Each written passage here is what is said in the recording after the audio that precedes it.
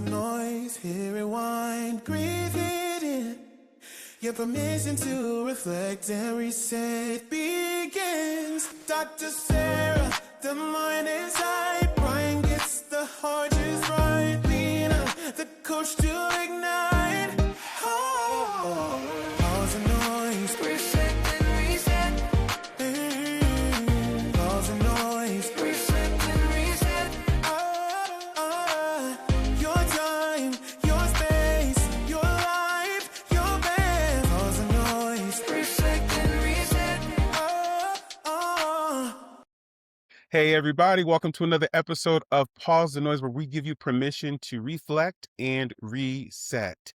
Last week, we talked about grief, which was amazing, and it was refreshing just to hear a different perspective on it from Coach Lena Wilson. And this week, we're going to continue with a part 2 about transitions to grief.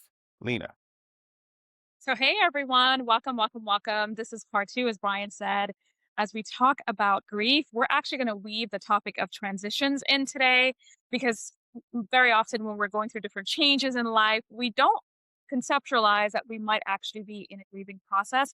And so we just want to continue the conversation around grief, and we want to loop that in as it relates to transitions. So when we think about transitions, the first thing that I think I want to underscore and highlight is the fact that whenever something is ending in our lives and we're going through some level of transition, so maybe you can locate yourself in any one of these things that I name, whether it's divorce or whether it's a career change or maybe even parenting or empty nesting, or maybe you've received a health diagnosis that changes the trajectory of your life, or caretaking and aging parents. That's kind of a big thing. It's a huge transition. And even when you think about simple decisions like getting married and relocating maybe to a different place, those are all transitions that we have in life. And psychologist William Burgess, I like to leverage kind of his philosophy. He says that transitions really have 3 different phases. It's the ending phase, it's the neutral zone, and then it's the beginning zone. And grief typically lives in that very neutral phase. So when something is happening in our lives, the one thing I want to share with our audience today is just to help them understand that change is external. So it's what's happening in your world, it's what's happening around you. Transition is internal because that's the way each of us process what's happening in our life. The way that I may handle and navigate a divorce could be very different from how the other person does. And so the transition itself is the internal, very personalized process that you go through, which is your response to change. And when we think about grief, which we talked a lot about that last week, and we think about transitions, there is this processing of loss that's happening when we are in something ending in our life. So if you think about the loss of a marriage, or you think of empty nesting where the loss of your your kids being at home, or it could be that, maybe you just became a parent and like the loss of your freedom and the flexibility in your schedule, all of that shifts. There is this internal grief that happens where we sometimes feel some sadness, we feel some apprehension around where we are, which brings me to the next point that even if it's a beautiful change, becoming a parent is beautiful, but it's a big transition from being single, right? It's huge. Or even me moving from a corporate role to now feeling like I am operating in my purpose. That's a beautiful change, but it's also a big transition. And so the point is, even when the transition is something that is good, it's positive, it's something that you've chosen, you can also grieve through that because there's a loss happening. There's a loss of routine. There's a loss of expectations. I think the biggest one is just a loss of your old identity. Sometimes when we have transitions in life and we're changing and we're doing different things, it causes us to become a different version of ourselves in order to thrive in that next season. And being the old us, like that's comfortable, that's familiar. And sometimes we feel that tug and that pull to want to stay in those old patterns, but transitions kind of force us out of that. And so there's this grieving process that we go through. And sometimes we don't even know how to name that, right? We're like, gosh, this change is hard. This transition I'm going through feels difficult.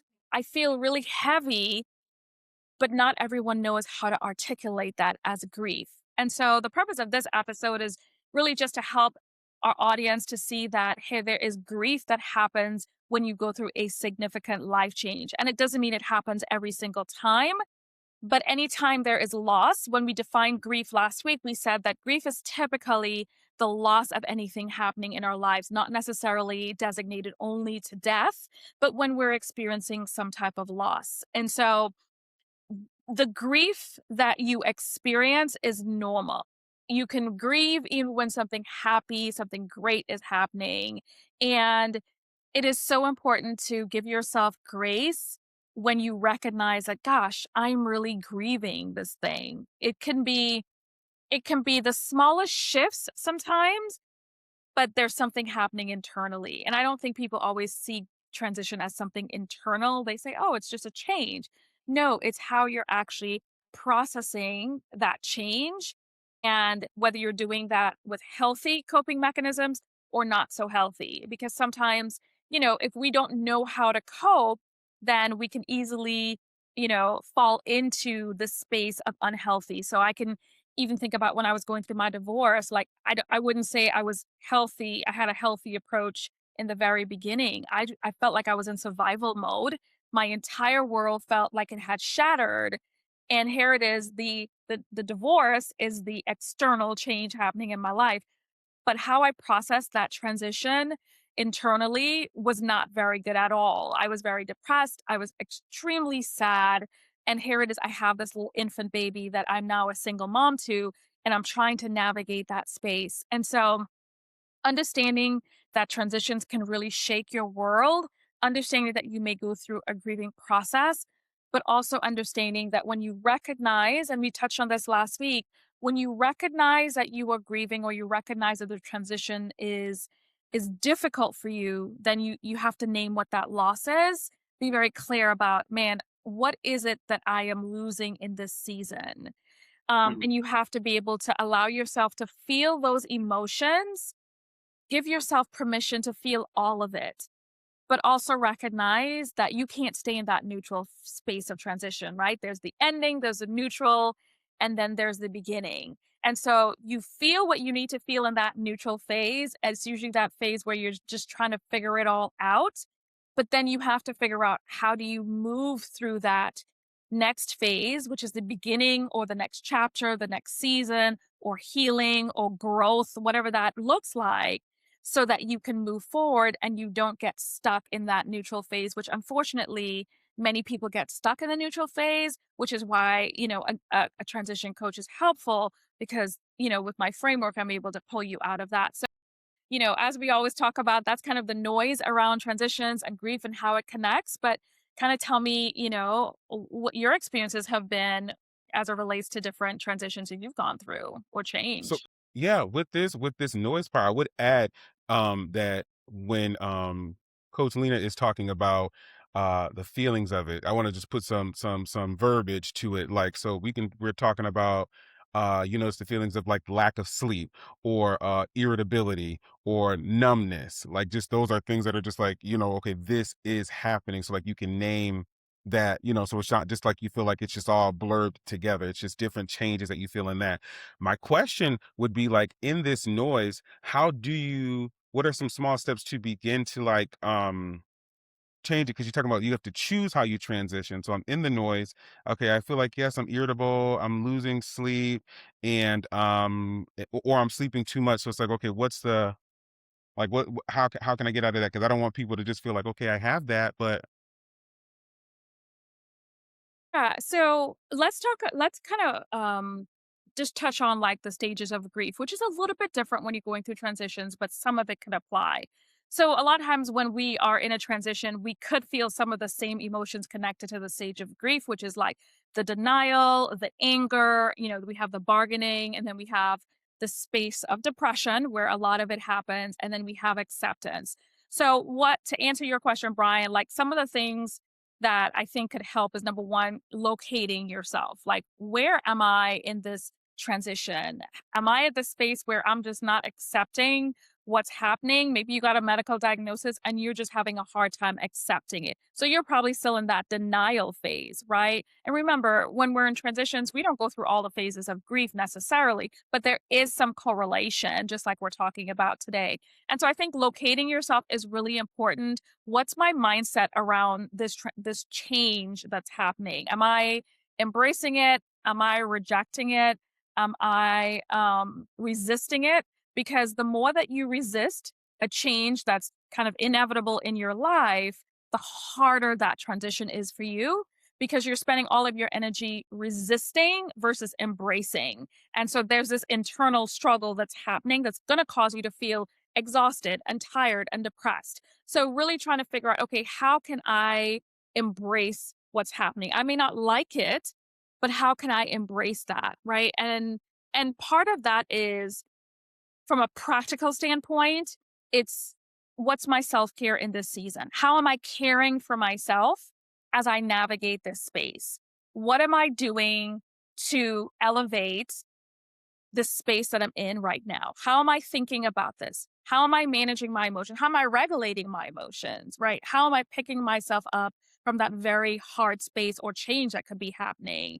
And I think we touched on this last episode about, getting our feelings out. There has to be some release of your emotions, whether that's journaling, whether that's talking to a therapist or getting a coach, whatever that looks like. You have to Hmm. find healthy ways to release what you're feeling, what you're thinking, because bottling it all up and holding all of those emotions is where you are going to find the insomnia or the overeating or the not eating. And all of it starts to manifest in different ways. And so figuring out, how can I cope with this well? And if I can't figure that out on my own, where can I find support? Whether it's professional support through therapy, whether it's leaning on people that I can rely on in my personal life. If you're a person of faith, whether it's leaning into that, what are the avenues that you can choose so that you can cope well and move closer to that beginning phase versus staying stuck in the neutral phase, which is where all the depression and all of the sadness and heaviness really happens. Okay. Thank you for that. Dr. Sarah, lay it on us. I feel like you're thinking over there. What's there? What's in that mind? The thing I was really thinking about is when folks are going through a transition that they wish they weren't, when it's not necessarily a happy transition, many times what we get stuck in the I wish this wasn't happening to me to me phase. And there's a metaphor that I use with my clients a lot. And I can't take credit for owning the metaphor. It's a metaphor from acceptance and commitment therapy that states when a person, let's say you're walking along, you got like some new fresh Nikes on, and you step in a puddle, right? A giant dirt puddle, and you are saying, "Oh, why didn't I see that puddle there? I should have seen that puddle. Like now my shoes are all disgusting. I just bought them and your shoes are already messed up and you're adding a lot of pain to the injury that that person has already gone through.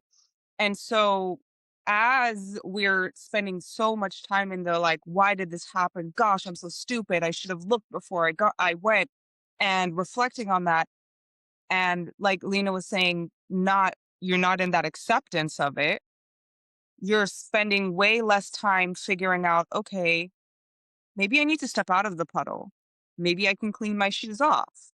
Maybe I can find a new way to love these shoes in the state that they're in now, given the fact that it is what it is.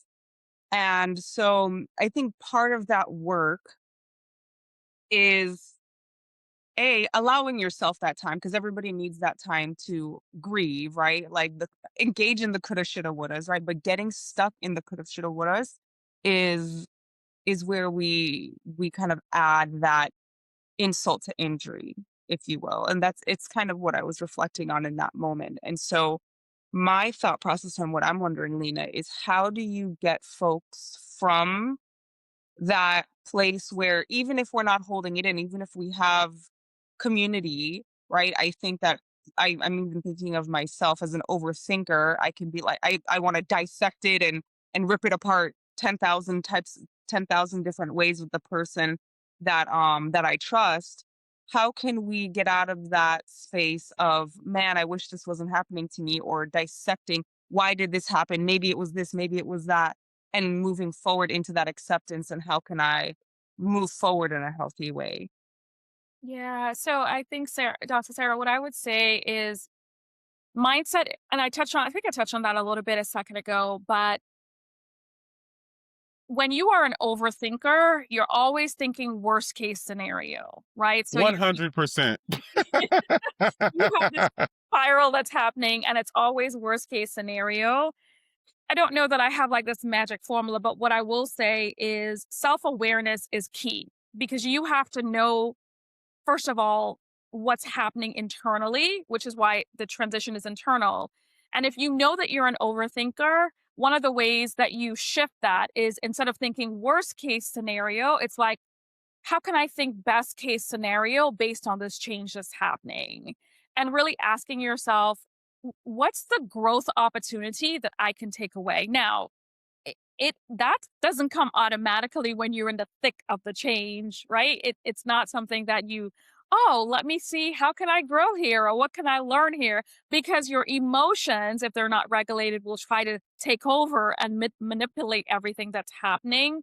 But you do have to be self-aware of what's happening mentally, and you have to figure out, okay, how can I see the benefit, the growth, the learning, the lesson here.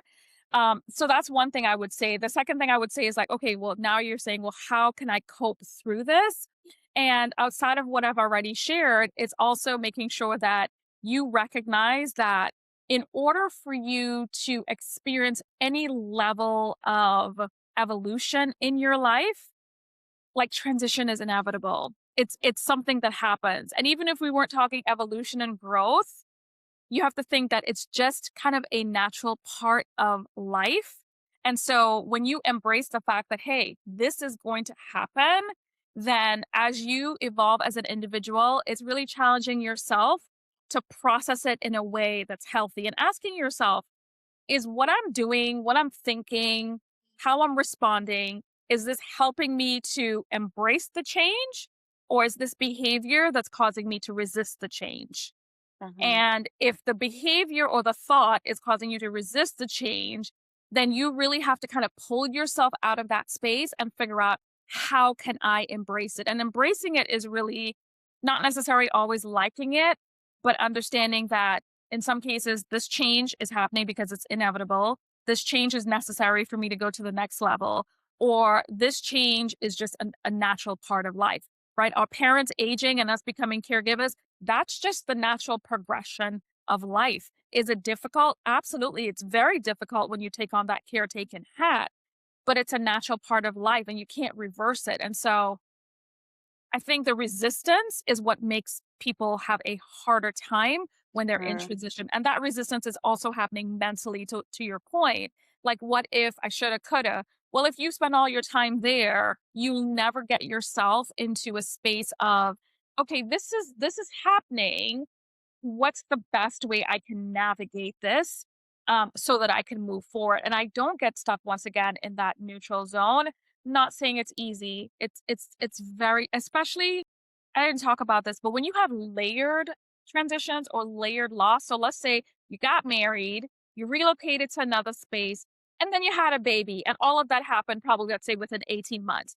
You are navigating change after change after change. And transitionally, it is heavy and it's a lot. Mhm.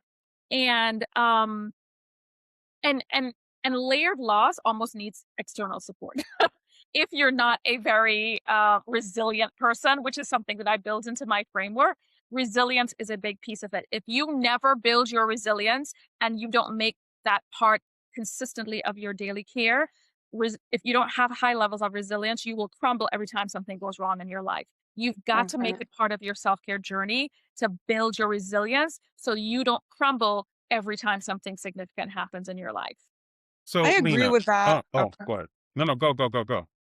Oh, I was just gonna say, I think we should definitely do an episode just on that resilience piece because sometimes in my work, and that's a part of emotion regulation, right? And your emotional intelligence.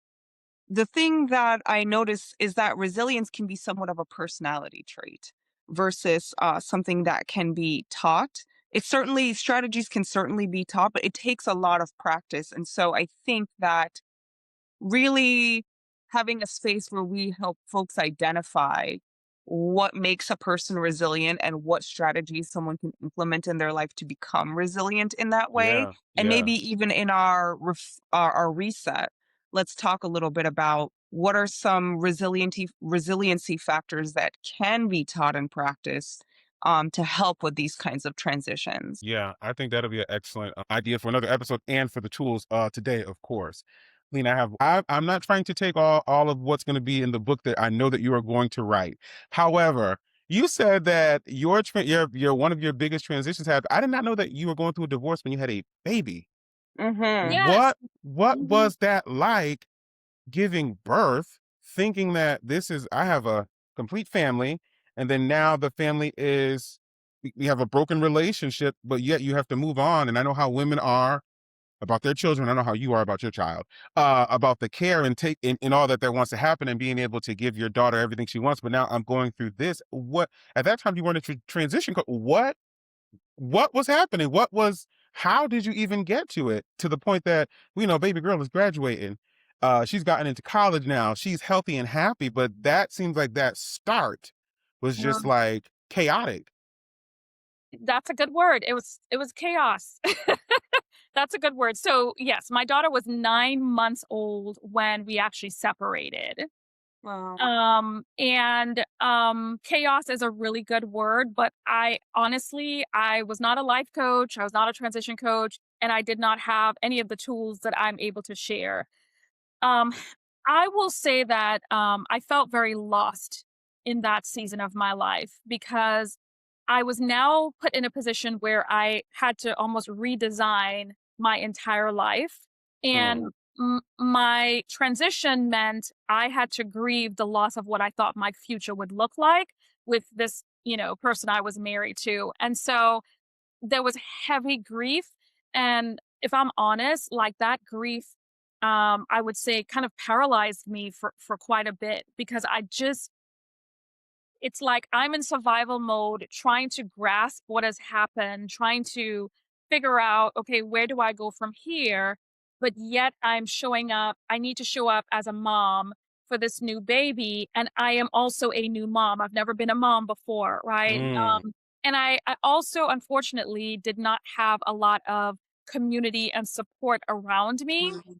My parents, of course, at the time lived in Trinidad and Tobago. And so I, I will say to where you started, Brian, I think this is a testament to the fact that when you go through transitions, you don't have to stay there. I think it's clear based on where I am sitting today that I figured it out, but I will be remiss if I said, hey, this was an easy journey. And I think we wanna be honest and say some transitions are really hard, and they will take you to some mm, very dark, painful places. But the thing is you have to not give up, and you have to see it as a temporary season. It is not the entire book. It is just a chapter in your story, and if you shift your mindset to that, then you see it as something temporary that you are going to overcome, even though it may take time. And I think sometimes we think, this season is like the entire story. This is where my life ends. And that's not and so I will say in that same breath, I was determined this is not how my story is gonna end. And my daughter deserves to have a mom who's healthy, who's happy, who's healed, and who's whole. Like she deserves that. And even if I wanted to sit and wallow in this hard transition that I'm in, recognizing this is the other part, right, which is in my book, but my dad had died, like, 6 months prior to that, right? Oh, So wow. so talk about layered grief, right? Layered grief was, relocating and then having my daughter, then my dad passes away, then I get separated, and now I'm having to relocate back. Like, it was just one of those situations where it's so overwhelming, you're trying to catch your breath every day. and you mm. are just in survival mode. And that's where I was. I don't want anybody to feel like I just glided through that. No, I was in survival mode. And there were some days I would look at my daughter and I would cry because I'm like, Mm. I don't even feel like I'm capable of taking care of myself right now because I'm so deep in survival mode and trying to figure out what happens next. But then something shifted along the way, and that shift was what I just shared. Like, she doesn't deserve to have somebody who's barely showing up for her. And that was when I just really started to, okay, therapy it needs to happen here. So I started with that. And then I started to figure out if I almost lost my entire being in this season and this transition of my life, how many other women never make it out? And that is where my purpose actually began. I always said, God, if you get me out of this, I promise you I will spend the rest of my life helping other women get through any difficult adversity. And I am committed to that until the day I die, because unfortunately, some women get stuck in their transitions, in their heartbreaks, and their adversity, and they never recover. And if I could help one more person recover, I'm committed to doing that. And that's amazing, Lena. I want to go back to that moment that you kind of noticed within yourself. I know my daughter deserves better. But before I even go there, I just want to say how amazing it is that you found your calling in this grief. And Mhm. that's kind of that's so beautiful because so many people do find their calling through grief, right? It's the hardest things in life many times that helps us to find our purpose. And that's a higher power moment right there, right? And many times we find our higher power, most spiritually aligned moments in those spaces where we are struggling the most. And so thank you for sharing that with us. That's absolutely such a beautiful testimony. Um, Absolutely. I I I wanna go back to that place where you were there with your daughter and realizing that, like, what was that moment like for you? Kind of going from this place where you were kind of just going moment to moment, barely able to take care of yourself and your new family with your daughter to, that aha moment that kind of shaped who you are now. So the aha moment would have been when she started to walk and she started to of course when babies are just babies, they just need food, they just need you to hold them. And but when she started to walk and then she started to talk, like she was getting to where she was learning words, there was something that just was awakened in me that said, no, she needs you to be fully present so that she can develop in her in the best way possible. And I think the aha for me was if I'm not fully present for her, and of course physically I'm there, but you know what I mean, like fully Mhm. present in her development, in her growth, in this very pivotal season of her life, then I could risk putting her at a disadvantage. Because how many times do we see children who just don't flourish because their parents neglected them, even though they were physically present in the home. Mhm. And Absolutely. I was not going to make her a statistic just because I was a single mom in that season. Come on. Mhm. And my parents did the very best that they could with me. And so I think part of it, that aha, Sarah, was I was adopted, right? I've shared this, on previous episodes. I was adopted, and my parents adopted me before they ever had any children of their own. And I just think that is such a higher, it's one of the highest forms of love, I think, to adopt a child Mhm. that you don't know from another country before you even have your own children. And I thought to myself, if my parents did that, like, how much do I owe my own biological daughter? It doesn't matter what the circumstance was. What does she deserve? And that was, I think, the aha for me. Forget the divorce, forget the separation, forget how heartbroken I was. Regardless of all of that, what does she deserve? And she deserves the best no matter what was happening in my world. And I needed to figure out how do I get that to her, which means I I had to heal. I Mhm. believe you, Lena. I got chills because I'm like, you made it through, and you still in that moment. You're like, what does she deserve? She deserves it all. Period. Mhm. Yeah. Yeah. Yeah. Yeah. And you have to step outside of it's almost like you have to step outside of your needs and become I had to become somebody completely different in order to Hmm. show up for what she needed. But if I didn't take the time to do the work to heal, and if I didn't have the realization that that's not where my story was gonna end, then her life could have been shaped very differently, unfortunately, but I'm glad that I had that revelation. And I think a part of even what drives positive transition is having the privilege of that kind of moment, or having the space through a community or therapy to remember your higher purpose. Because I mean, your higher purpose in that moment was being a mother, right? And being able to show your daughter the type of love that you were able to experience, right? And so the process of moving through a transition, and like learning acceptance and all of those things takes the time and energy, but almost there needs to be a drive outside of that, so that you will take that time and energy. And it sounds like for you, having that higher purpose was able to propel you into that acceptance, and was able to propel you into wanting to move forward. And I found that even in my own life, right? That having a higher purpose and knowing what I want for myself overall pushes me through when change is happening and I feel like it's too much. Mhm. Yeah. Do you, Dr. Sarah, do you feel like your son gives you that push as well? An extra push in life?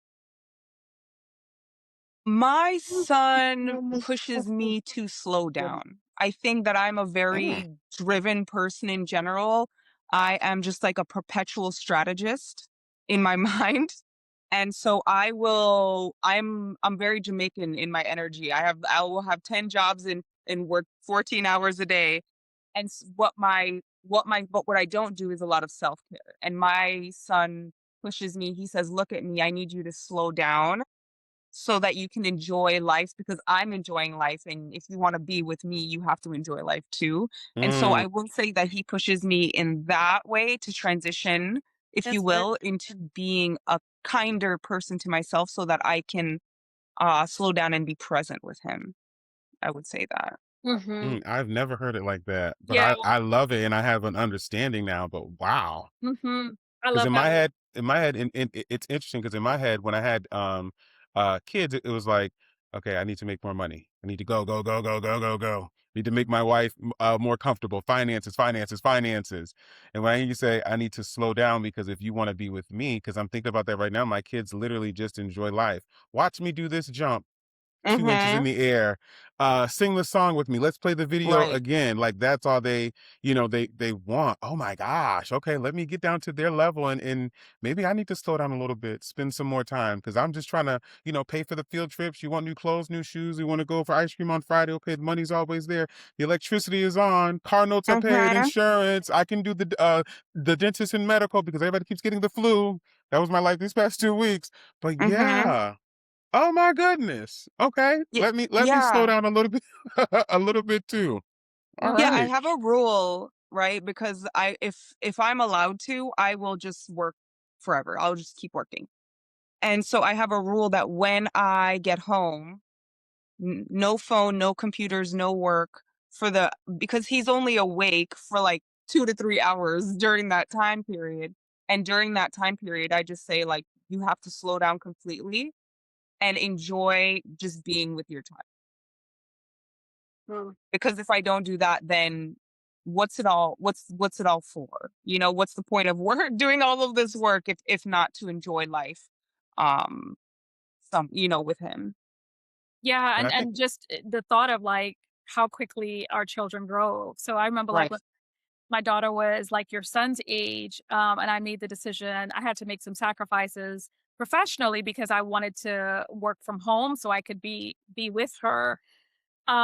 And it is like I understand it's happening, but I cannot tell you. People say this all the time. It sounds cliche, but your kids really grow up like at the blink of an eye. Like I cannot Mhm. believe she's 18. And so it's time you can't get back. You can always build your career when your kids are older and dive into new things, but you can't change those years that have gone by. mm, And so even as you're ambitious and you're doing all the things to be successful, you always have to be mindful that your kids are never gonna be the age that they are at this present moment.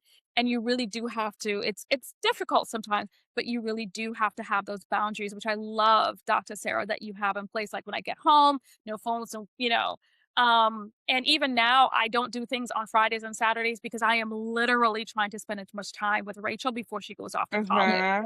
That's important to me. And so my friends know that. Like I'm not, like tonight I'm Mhm. doing something, but I'm breaking the rules, because my daughter has to work, So um, don't ever underestimate how quickly your kids are going to grow up, and make sure the sacrifices that you make now are ones that you can live with later on and not have any regrets.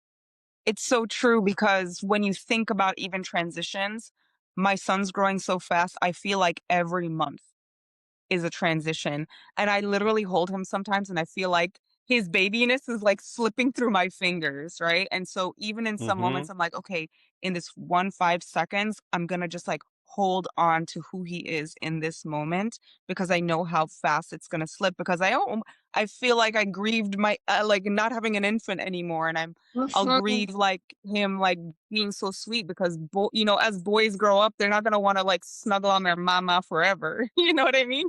Yeah. And so, Yeah. having those moments is precious because when I am transitioning out of that stage of him being so snuggly with me, I want to be able to hold on to those moments that I'm making now. Yeah, and it's so interesting that we're talking about the transition of grief because it's literally like we're always transitioning. It's like we're always grieving because first we're single, we get married, we get together, and it's like, okay, now I'm about to be a parent. I'm grieving this independence I've had. Okay, so now I'm trying to build my career. I'm grieving the fact that I can't always be around my kid, but then now I'm around my kid and they're growing, and I'm grieving that I missed the time that they had, and then it keeps going. Then we're at Lena's area of life, and now okay, I'm grieving that my kid is leaving, and I am an empty nester, and now I'm figuring out my life and career. Now it's just like it's a forever thing that it just like keeps going, and it goes back to that resilience.